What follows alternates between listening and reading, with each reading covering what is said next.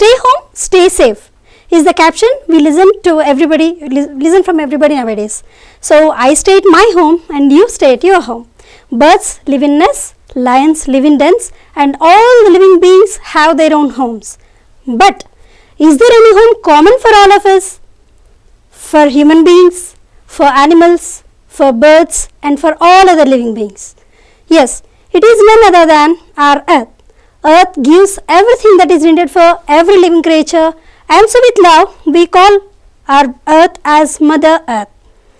Our today's topic is dynamics of the earth.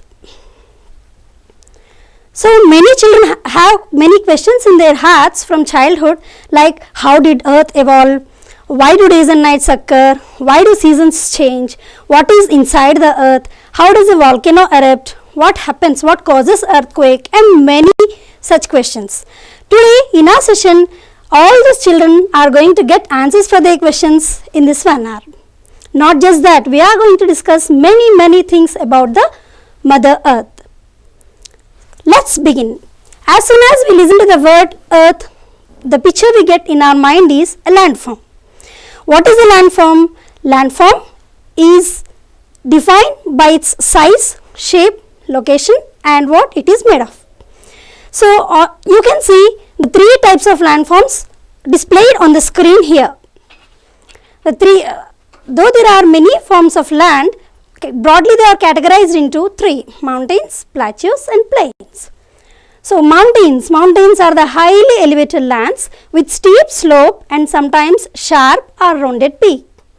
The 3 kinds of mountains are folded mountains, block mountains, and volcanic mountains. Folded mountains are the mountains which formed because of compressional forces acting on them, and they buckle and fold during their formation. And so the name folded mountains. The second classification is of block mountains. Block mountains are the mountains which are displayed vertically after some tectonic activity. They look as a block, and so they are named as block mountains. The third category is volcanic mountains. A mountain that is formed because of volcanic activity is called volcanic mountain. Now coming to plateaus. What are plateaus? Plateaus are relatively higher level lands which are flat and table-like structured. That's why we often call them tablelands. So plateaus are of mainly 4 kinds: intermontane plateau, volcanic plateau, Piedmont plateau, and continental plateau. Intermontane plateau is the plateau which is usually surrounded by many mountains, and volcanic plateaus are the plateaus which are again formed because of volcanic activity. Volcanic activity is nothing but the magma, the fluid rock material which bubbles inside a mountain due to high temperature and pressure and gets erupted when the pressure is at its peak. So with such activity, the plateau formed is known as volcanic plateau. And Piedmont plateau. Piedmont plateau is the plateau which is located at the foot of the hills. Here there is an interesting point. Many times people get a question in their mind: what is the difference between a hill and a mountain when both are elevated lands? It's a quite reasonable question. Hill is an elevated structure, the height of which is around or below 600 meter, whereas mountain is the elevated land, the height of which is above 600 meter. I think it is clear. Now coming to 4th type of plateau, it is continental plateau. Continental plateau is nothing but which has cleared all the structures around it, making it a plain one, and usually it is away from mountains. The third landform you can see on the screen is plain. Plains are flat lands. Usually they contain fertile soil in them. The 3 main kinds of plains are depositional plains, erosional plains, and structural plains. Depositional plains are the plains which are formed because of deposition activity. That means the land, silt, minerals, and many other things are carried away from long places and are put down in a particular surface. So such plains are called depositional plains. Erosional plains, the sand, silt, or whatever material that forms plains, it is carried out from one place to another, as we were discussing. So the place from where the erosion took place, the denudation took place, so that plain is called erosional plane. And the third one is structural plane. This is a plane which is structured originally in the form of a plane. That means not much deposition or erosion is takes place in that particular plane. So these are the three landforms: mountains, plateaus and plains. I am sure you would like to look at the pictures of those. So this is the beautiful picture of the mountain, which has steep slopes sometimes, rounded peaks sometimes and sharp peaks sometimes. So this is the picture of a plateau, which is fairly high leveled table-topped land. And this is the picture of a plain. See, wow, how beautiful, how green it's looking. As I was mentioning, it mostly consists of alluvial soil or any other fertile soil. Let's move on to the next subtopic, that is domains of the earth. Please look at the picture. There are number of activities going on there. See, plane is flying and the bus is moving on the road, farming is going on here and many other activities. So all these activities are highly common around us, which happen around us, which we look at every day. So all these activities are happening in different areas, please note. So these areas are called domains. The word domain stands for a larger area. The main four domains of the earth are lithosphere, hydrosphere, atmosphere and biosphere. The names of all these have been derived from the language Greek, and the root words are lithos, hydros, bios and atmos. The word lithos means land, the word hydros means water, the word bios means life and the word atmos means air. So lithosphere, as the name suggests, it is the area of land, hydrosphere is the area of water, atmosphere is the area of air and biosphere, we have to wait here because biosphere is not constrained to a particular region. Biosphere is the whole zone of life which exists in all the three, on land, inside the water, even inside the air. That's why we need to define biosphere as narrow zone of contact of air, water and land that supports life. Let's see the lithosphere on the surface of the earth. You can see here colored mountains, beautifully colored continents here. So this red one is Asia, our continent, wherein our country is present. See the cute peninsula over here. This is our motherland, right? So our immediate neighbors are Europe and Africa. So Africa is often credited to be the cradle of human civilization. That means it is believed that the human beings started in the deep regions present on African lands, and the two twin countries here, North America and South America. So you can see the smallest continent here, Australia, but it has been recently named as Oceania along with its surrounding small islands together. So the seventh continent is Antarctica, which is the icy continent. So this is lithosphere, the large masses of lands separated by the oceans, the 7 continents in other way. Let's have a look at hydrosphere now. Hydros means water, as we have discussed already. You can see the large saline water bodies here, the largest being Pacific Ocean. See, it is spread to the other side of the globe too.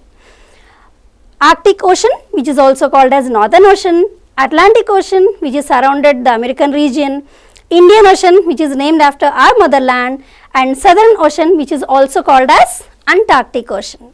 So these are the 5 main oceans, but hydrosphere does not conclude only with it is not constrained only for the oceans.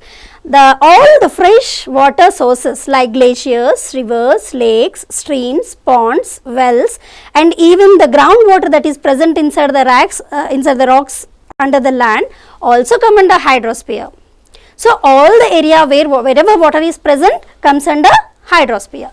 So let's go to the next domain of the earth, that is atmosphere. You can see in the picture, atmosphere is actually a thick blanket of air that surrounds the whole of the earth. There are 5 main layers of the atmosphere: troposphere, stratosphere, mesosphere, thermosphere and exosphere. Troposphere being the first layer, lot of weather activities, climatic activities happen over here, and we can also see the aviation activity. That means planes, airplanes fly in this particular layer of the atmosphere. The second layer being stratosphere. There is very important point here to note that from sun's light we get different types of rays, out of which UV rays are one. There are some components in UV rays which can cause lot of harm to human beings. We are blessed with stratosphere which filters all those dangerous components and send the remaining, purified light rays to the earth.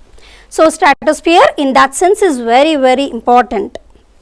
And third layer is mesosphere. This is the coldest layer of the atmosphere. The temperature is very low here. And thermosphere, this is the hottest. See the thing here, this is the coldest one and above that is the hottest one. There are ions present in thermosphere and as the name suggests, it is very, very hot. The final layer of the atmosphere is exosphere. Exosphere is like a border between the Earth's surrounding and the space. All the satellites are placed over here which help us in communication. So now you people are looking at television, right? So, or if you are looking at the mobile also, all these telecasts are being done with the help of satellites. So this is the story of atmosphere. About biosphere we shall discuss again in detail at the end. Now the next subtopic is model of the earth. You all might have in your mind that we see maps. The representation of particular area on a flat surface is a map. But how do we represent the whole of the earth? The whole of the earth is represented in the form of a globe. Please look at the picture here.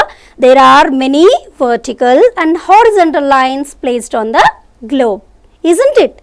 But let me tell you, these are not actually present on the globe. These are drawn for our convenience to understand the locations very clearly, to make us clear about locations.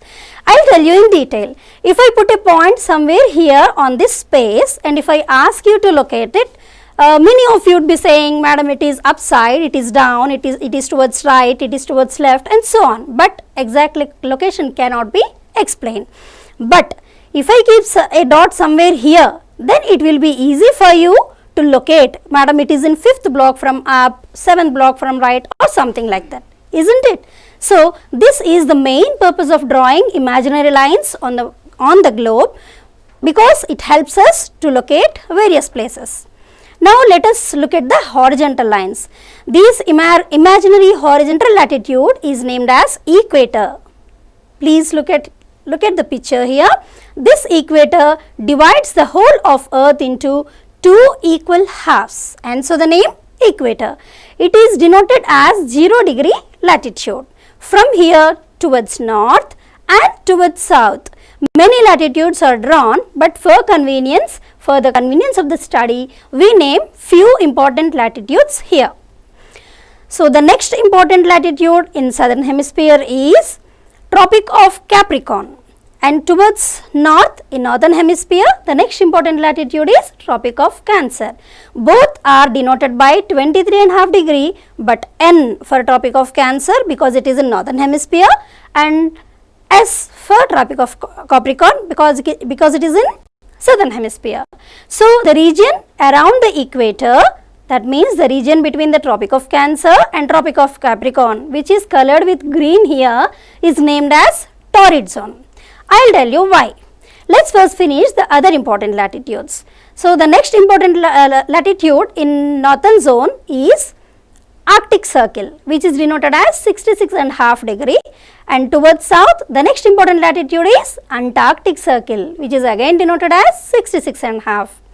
So as for the Tropic of Cancer and Capricorn, these are also named as per their hemispheres. Arctic Circle as 66.5 degree north and Antarctic Circle as 66.5 degree south. So the region between Tropic of Cancer and Arctic Circle and Tropic of Capricorn and Antarctic Circle, which are colored here, are called as temperate zones. So temperate zones, and the region which is towards the poles, which is colored in blue in the picture, is named as frigid zone. Now why these names for these zones? The reason is sun's rays will be falling straight onto the equatorial region, which makes the region very hot, and so the name torrid zone. It's the hottest zone. So sun's rays will be falling in a slant manner in the temperate regions, and so they are named as temperate regions or temperate zones. So as this is in north, they have given it as north temperate zone and south temperate zone in south. So the freezer zone, the zone near the poles hardly get any sun's rays, and so it's very cool there, most of the times very icy. So the zone is named as freezer zone. Hope it's clear. Let's move on to longitudes. See, longitudes of the earth. See, this name is also derived from Greek language. The meaning of longitude means is width. You can see the red line drawn here at the center. This is the central longitude. So this central longitude is located in Greenwich region, and so it is also called Greenwich mean longitude. Now you can see the wide strips over here. As you all know, the earth rotates and it is 360 degrees is one complete rotation. So for every 15 degree there is a time zone. Let me tell you why time zones are decided. Suppose a flight starts from India and it lands somewhere in America. So with which time should people understand its departure or arrival? This is a matter of confusion, right? So to avoid this confusion, scientists have decided that they should have some international standard time.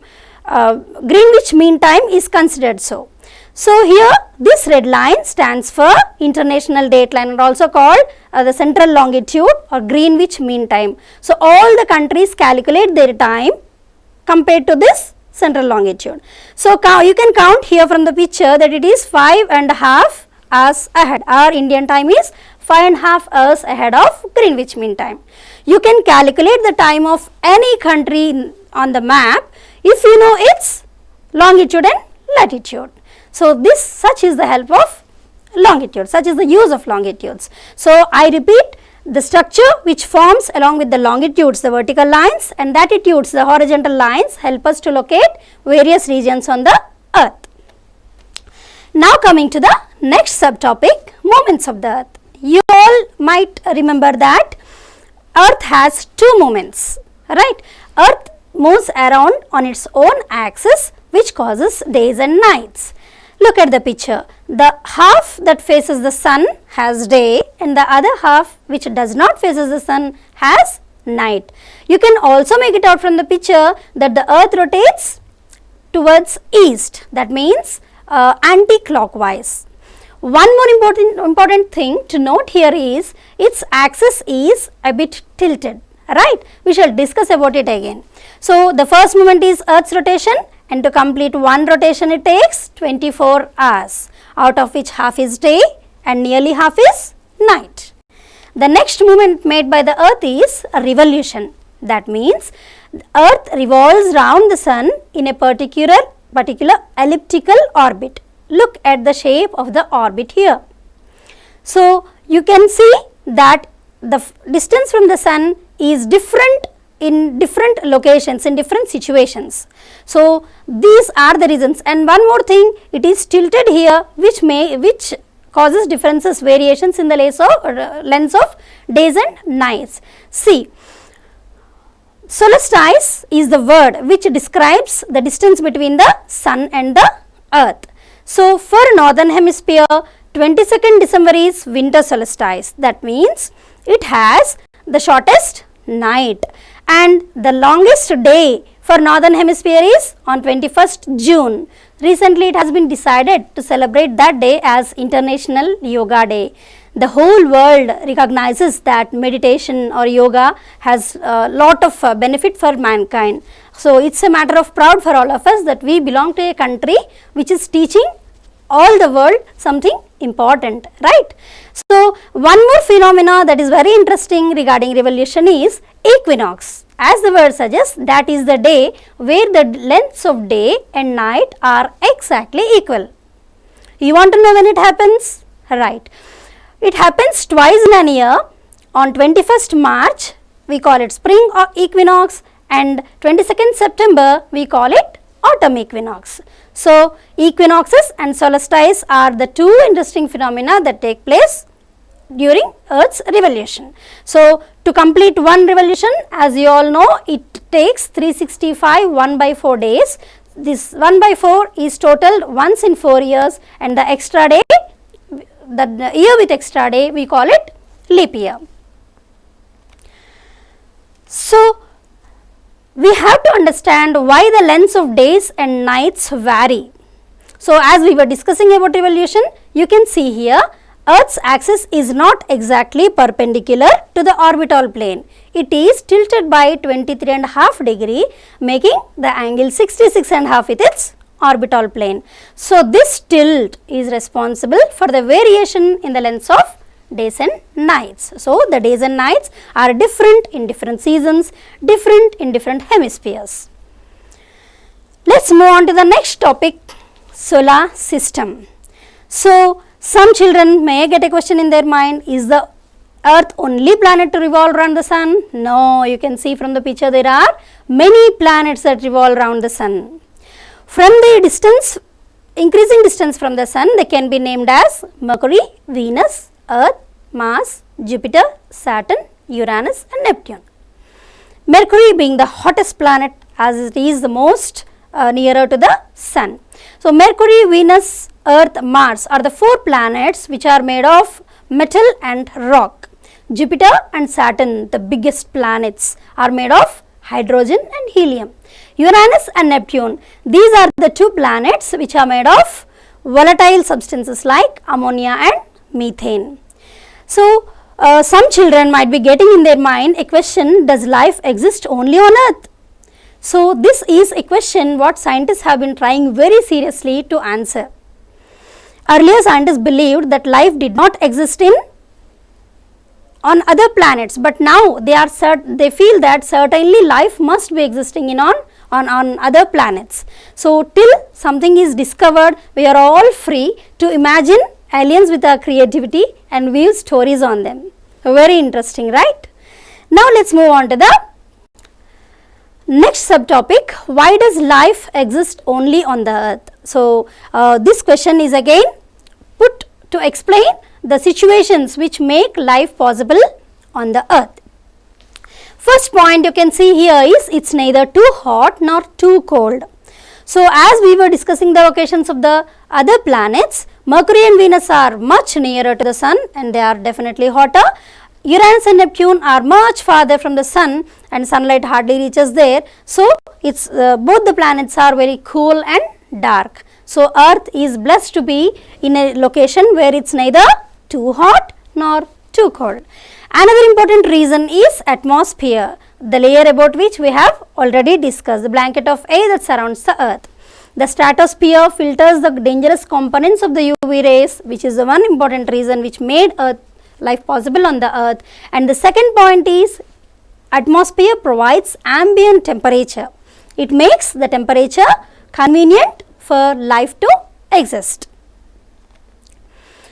Let us know some more things about the Earth. So, Earth's diameter is around 6,371 kilometer and Moon is its natural satellite. So, what do you mean by satellite? Something that revolves around a planet or that around a planet is called satellite. So, Earth has a natural satellite which revolves around it. So, Earth is nearly 3,84,400 kilometer far from Moon. And how far is it from Sun? It is 150.15 million kilometer far from Sun. During summer season, we feel Earth is right above our head, but actually the distance is 150.15 million kilometer. So, imagine if the distance was less, how would it be? Life would not be possible on the Earth, right? So, the next subtopic is shape of the Earth. If you look at the picture, you feel the Earth is spherical, but it's not truly. This shape is called geoid, the word that is derived from again Latin geo meaning Earth. So, why am I telling that it's not spherical? It resembles a sphere, but it is pressed from top a bit and bottom a bit. So, to explain again, it is compressed from top and bottom and it is spherical. So this shape is called geoid, particular shape of the earth. You may feel it new, but you might have definitely heard some words which start with geo. Let's recall them once. Words that start with geo: geology, study of the earth; geography, description of the earth; geothermal energy, thermal energy which is generated and stored inside the earth. So geometry, measuring the earth or area of the earth. It's a branch of mathematics. You all might have been come across it. And geocentric theory, the theory which proposes that earth is at the center of the solar system. Surprised? But it's true. For a long time people believed that earth was at the center of the solar system. This was proposed by Ptolemy and this theory was named as geocentric theory. So people believed it because they never felt that earth moved. If earth moves, they should feel the moment, right? That's why they were thinking that earth was not at all moving and it is located at the center of the solar system. But after a long time, Aristarchus of Samos proposed a theory that sun is at the center of the solar system, and Nicholas Copernicus proved the theory, made a model to prove that sun is at the center of the solar system. So these are the words which start with geo. Our next subtopic is layers inside the earth. So as I promised you, let us now know what is inside the earth. So if we open and cut like an apple, all the inside layers look like this. There are 3 layers, but the third layer is again categorized into 2, outer and inner. So finally there are 4 layers inside the earth: crust, mantle, outer core and inner core. Crust, as the name suggests, it is the outer layer, and mantle, as the name suggests, literally it means something that binds. So it is binding the core and crust. So mantle, name is absolute for it, and core literally means the center, something at the center. So these are the names of the layers inside the earth. Let us look at detail of each layer. On the crust, we have continental surface and oceanic surface. In the oceanic surface, the depth is around 5 km and the minerals present are silicon and magnesium. We can remember them as SEMA. And on continental surface, the depth of the crust is around 35 km and the minerals present are silicon and aluminium. You can remember them as Cl. One more important thing to mention about crust is to understand how the crust looks like. We can compare the shape of the earth with an egg. If this is compared to an egg, the crust can be compared to the shell of the egg because of 2 reasons. One reason, it is outside the outside layer of the earth, and second reason, it is as thin as the shell of the egg. So coming to mantle now. So mantle is the second layer which extends up to 2900 km from the crust. There are many minerals present inside the mantle. So dominantly there are silicates, but other minerals like iron, aluminium, calcium, sodium and potassium are also present inside the mantle. So there are number of interesting activities taking place inside the mantle. Few of them are plate tectonics, volcanic eruptions and earthquakes. See the surprise thing here, something happens in mantle is shown, it is displayed on the crust of the earth. For example, plate tectonics. There are compressional forces acting on the plates of the rocks. So this creates different landforms on the crust of the earth. Volcanic eruption. So the magma is burning inside the mountain in the layer of the mantle, but once it erodes, once it erupts, so you can see the rocks forming on the crust. And earthquakes. If the compressional forces are sudden and they are heavy, then they may lead to quake, break of the earth, which we refer to as earthquake. So here the hypocenter, the main center where the pressure is striking is inside the mantle, but top above the hypocenter there is epicenter, the center from where the earth quakes, that means cracks. So likewise all the activities happen inside the mantle and their result is seen over the crust. Now going to the third layer, it is outer core and it is 2200 km from the mantle. The main minerals present inside these are nickel and iron. You can remember it as knife, as Fe stands for ferrum iron. So, the fourth one is inner core, which mainly consists of iron. So, scientists did not understand a point earlier that if it consists completely of iron, why is this inner core not heavy? So, after a lot of research, they got an answer that sulfur is also present in considerable amounts inside the inner core, because of which it is not very heavy. So, now we conclude that there are two important elements present in the inner core, and they are iron and sulfur. So, inner core extends to 1220 km from the outer core. So, this is the complete picture of the layers inside the earth. Now, as we were discussing about volcanic eruption and formation of different landforms, the ecological cycle that is hidden behind that is rock cycle. So, let us see how it happens. So, if we start from a volcanic eruption, see the magma which is burning inside the mountain erupts, lava flows, gets cooled down, and after a long period of time it gets totally cooled down and forms igneous rock. So, the igneous rock by and by is broken because of weathering, deposition and many other processes. It is broken down into small rock particles called sediments. So, over a long period of time, again all these sediments are put together, they form a strong layered rock which is called sedimentary rock. And sedimentary rock, after again taking long period of time, when they are exposed to various temperatures and pressures, it changes its size, shape and everything, and it is called as metamorphic rock. Metamorphic rock, after a long time, again when it is put to a lot of pressure and temperature, changes its shape and its form and becomes magma again, which is again ready to flow, erupt from a volcano. So, this is the complete rock cycle. You might have heard earlier about water cycle, but formation of rocks is also one of the most important ecological cycles. So, the small stone which we see in the park or outside of the road was once a part of a big mountain maybe, and in future this same small rock may become again a part of large mountain. Such is the story of rocks. The next subtopic is evolution of the earth. How did this earth begin? Is a very interesting thing to investigate. This story began 4.5 billion years ago. So, as all other planets formed, earth is also formed.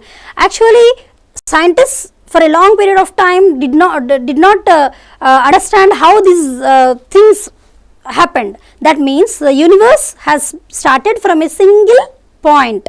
So, this is suggested by Big Bang theory. How did that single point expand and expand and expand, and how did stars form, how did planets form, all this is, of course, it is until date it is just an imagination, but still scientists believe that Big Bang theory is the story behind the formation of universe, and all the planets formed from the swirling dust and clouds which came out of the Big Bang. So, earth also formed in the same way.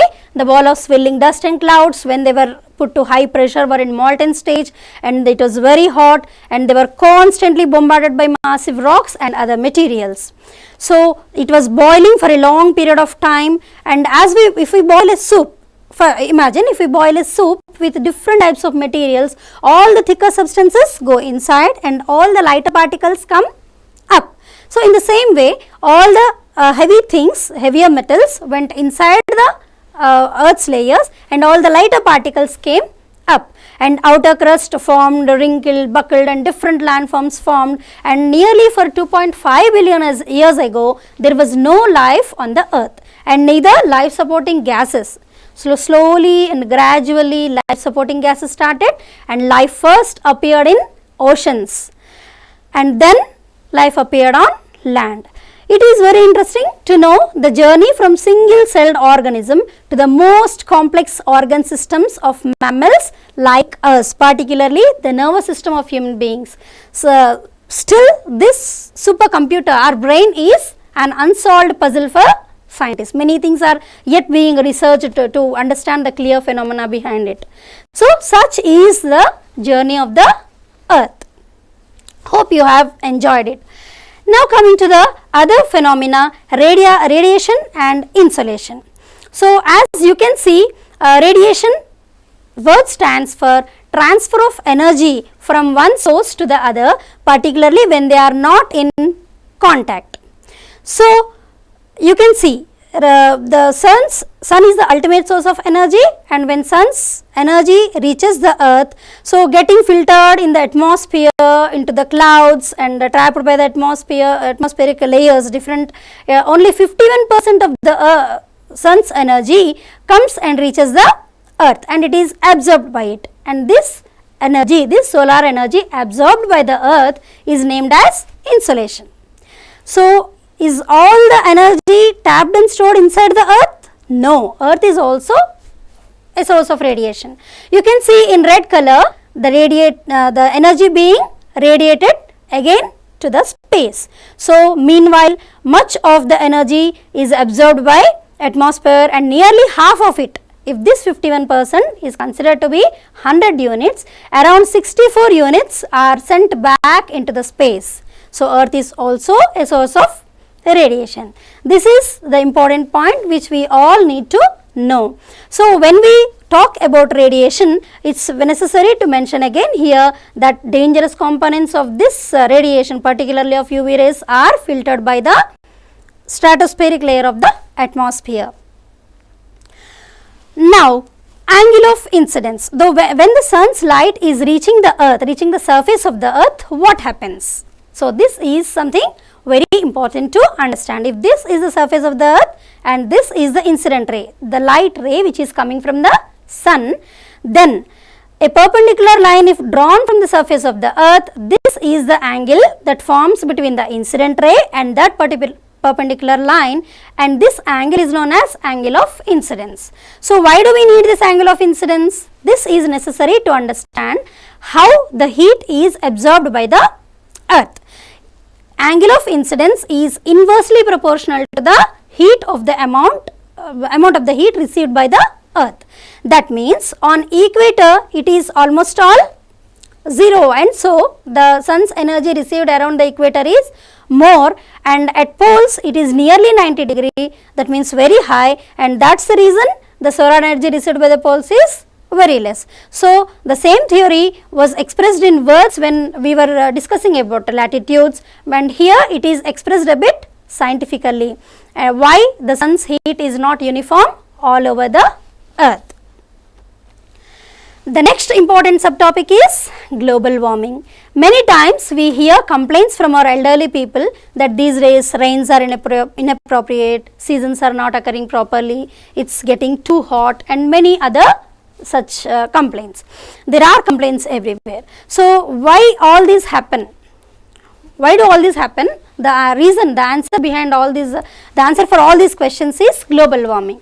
So let us now once look at the various issues that are resulting because of global warming. So the rain and snow patterns are continuously changing. So that means the same point we were discussing already, that rains are inappropriate. When rains are needed, we don't see rains, and when rains are not needed, when the crop is ready, we face rains. So this is something really very pathetic to know.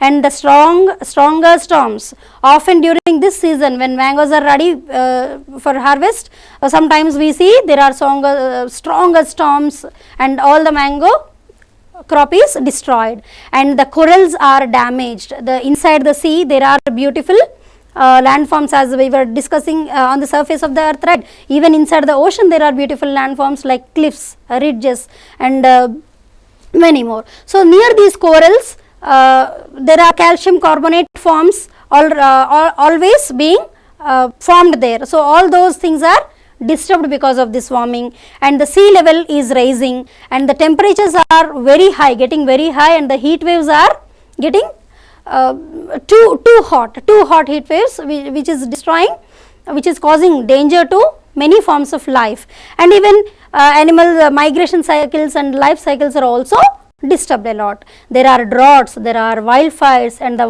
oceans are getting warmer, and the permafrost, which is in icy regions, is getting thawed, and this ice is getting, polar ice is getting melted, ice caps are getting melted, and there are many changes in plant life cycles too. So, so many disturbances, so many problems are all because of global warming. Now, the ultimate question is, why is global warming happening? What makes it happen so? And the only reason for this is mankind, we people. So, let us know how it happens and why it happens. Global warming actually means the increase in the normal temperature of the atmosphere on the earth's surface. And why this happens? See, nature has a beautiful way of balancing the things. Mankind, people, we take in oxygen and we give out carbon dioxide. Plants during daytime take in carbon dioxide and they give out oxygen. So, this is something that the nature has planned for all of us. But what are we doing? We are continuously cutting the plants, isn't it? So, here the exponential increase of human population and excessive cutting of the trees, both are disturbing the balance in a magnanimous way. And even not just this, addition to this, we are releasing dangerous gases continuously in an enormous manner into the atmosphere. Like we release carbon monoxide, carbon dioxide, sulfur dioxide, nitrous oxide, and many other dangerous gases from automobiles and industries, and methane from biogas, and chlorofluorocarbons from refrigerators and air conditioners that we use. So, all these dangerous causes, dangerous gases that are released into the atmosphere are destroying the ecological balances, particularly chlorofluorocarbons, which are released from air conditioners, and these disturb the layers of the atmosphere. The ozone layer is getting depleted because of these chlorofluorocarbons. So, can we stop global warming? Yes, we can stop. How? Let's try to minimize leaving such dangerous gases into the atmosphere. Now, as the lockdown is going on everywhere, the environmentalists are a bit happy. That means the other side of the coin. You can see the pollution is reduced everywhere. The interesting news is printed in newspaper. You can go through them, that this warming has been reduced and pollution has been reduced everywhere. You can see good things. So, this global, we can all definitely contribute from our side to reduce global warming. So, some may have in their mind a question that how would it be beneficial if I alone do something good? But let me tell you one quote from Mother Teresa. She was asked the same way by Khushwant Singh in an interview. He asked her, what difference does it make if you alone do something good? Then what did she say, you know? She said that whatever I am doing might be a drop in the ocean, but if this drop is not there in the ocean would be less because of this missing drop. Something minus is minus, right? Whether it is 0.0.0.0.1, isn't it? So, let us all do something, contribute from our sides to reduce global warming. Let us minimize the usage of personal vehicles, let us use more public vehicles, let us use air conditioners and refrigerators in a proper way, and all what is possible from our side. Let us move on to the next subtopic, that is continental drift theory. So, what is this theory? As we were discussing about the story of evolution of the earth, were the continents and oceans same as we look at them today? No, they were different when the earth formed initially. So, this is a theory which explains how these 7 continents formed. The theory is proposed by a German meteorologist and geophysicist named Alfred Wagener. So, according to him, the whole land was looking as one piece, as you can see in the picture here, Pangaea. He named this massive supercontinent Pangaea, which stands for in Greek whole world. So, the massive supercontinent was looking something like this, as mentioned in the picture, and gradually it has broken into 2 big lands. One is Laurasia and another is Gondwana. So, in the present world map, whatever we see in the northern hemisphere has been separated and joined this Laurasia during that period, and most of the southern regions joined this Gondwana land. And even you can see only one ocean was mentioned here, Panthera Sea, and gradually it has been divided into 2 here in the second picture, that is Tethys Sea and Panthera Ocean. So, Gondwana land consists of all these southern regions. So this is the theory which explains the formation of continents, and this was the single massive supercontinent as proposed by Wagener 220 million years ago. Isn't it interesting? Yes. So we now we say that India is motherland, Asia is our country, but once we all belong to the single supermassive continent. Isn't it interesting to imagine? Let's move on to the other topic, that is plates of the earth.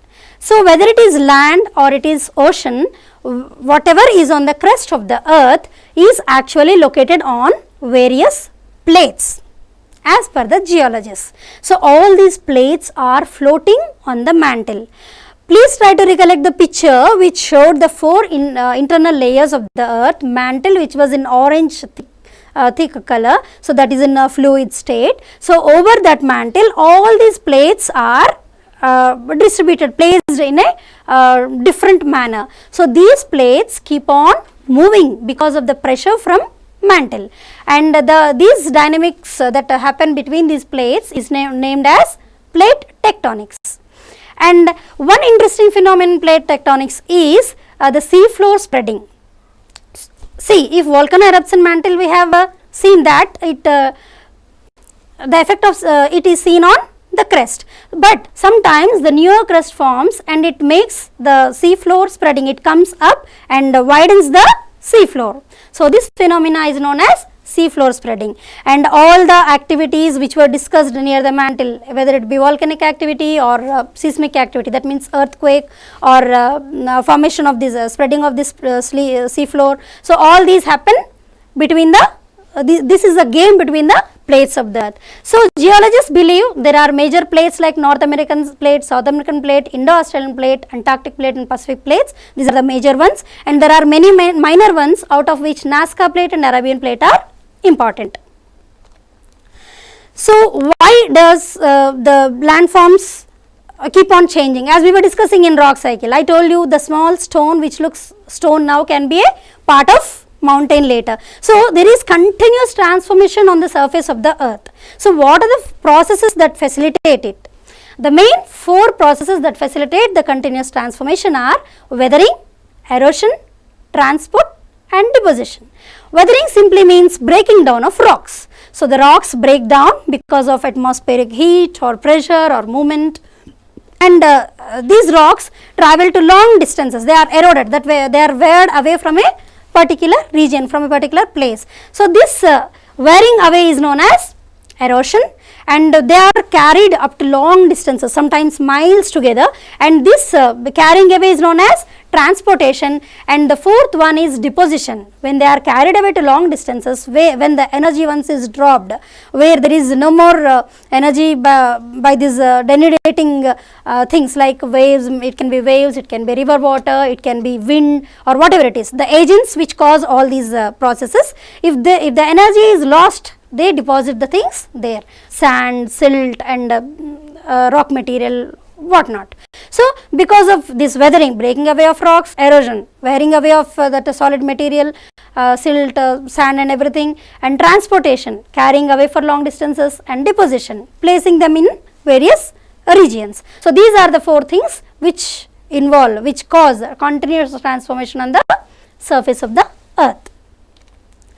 Now the last but most important point is vegetation and wildlife. This is what biosphere we were discussing in the starting. See, it's quite interesting to know that there are around 391,000 species of flora on the surface of the earth, whether it is inside the oceans or on the land, and fauna is around 1.2 million species. Lot of diversity present on the earth. Coming to plants or trees, see what they give us, everything, what not. They prevent soil erosion, they protect the groundwater, they cause rainfall, they transpire water vapor and maintain good temperature in the atmosphere, they give us flowers, fruits, vegetables, medicines, herbs and timber and so many other things, and they mainly purify the air. Many times that's why they are called as lungs of the earth. So trees are giving so many things to us, but what is mankind doing? Going on cutting the trees. It is something like cutting the branch of a tree on which we are sitting, and along with us many more are sitting. So it's really very dangerous to continuously cut down the trees, that is deforestation what we call it. So, this is the results of which are everywhere alarming us, right. The increase in temperature, as we were discussing about global warming. So, that and disturbance in the occurrence of seasons are all the alarms that are ringing around, as we are disturbing the ecological cycle. So, it is really everyone's responsibility to plant more number of trees and make this earth look greener and greener. Coming to animals, it is really shame on our part to mention that around 247 species of animals got extinct in this recent decade, that means a period of 10 years, and around 2,464 species are at the verge of extinction, are at the danger of extinction. Of course, governments are doing a lot. They are establishing botanical gardens for flora and national parks, wildlife sanctuaries, and biodiversity hotspots they are designing, and so many things they are doing for protecting animals. But we should think something about it, isn't it? See, we always learn from the books, cow gives us milk, sheep gives us wool, but what are we giving them? They are the living creatures which are living along with us on the earth, and they have every right to claim the region of the earth, a pure air, maybe pure water. So, we do not have any right to pollute everything and let them get extinct. So, it is really our thought process should change, our attitude should change towards the plants and animals, and it is really only then the earth becomes a harmonious place for all the plants, animals, and also for human beings to live in. So, with this I just conclude. I hope all the points are covered, and now it is your time. Please note down the questions of Eureka, as these are the projects you have to do. The first one being, prepare a project on domains of the earth. I repeat, prepare a project on domains of the earth. You can make the project as wide as possible. You can use the points from the lesson taught just now, from the topic, or you may use outer information from outer sources also. The second question, write a detailed note on plate tectonics and continuous transformation of the earth's surface. Write a detailed note on plate tectonics and continuous transformation of the earth's surface.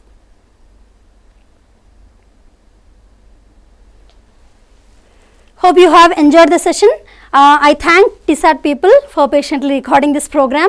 I also thank Telangana state government for giving us this opportunity. I thank our societies, Telangana Tribal Welfare Residential Educational Institutions and Telangana Social Welfare Residential Educational Institutions, for giving me such a valuable opportunity of being with you all. Thank you everybody.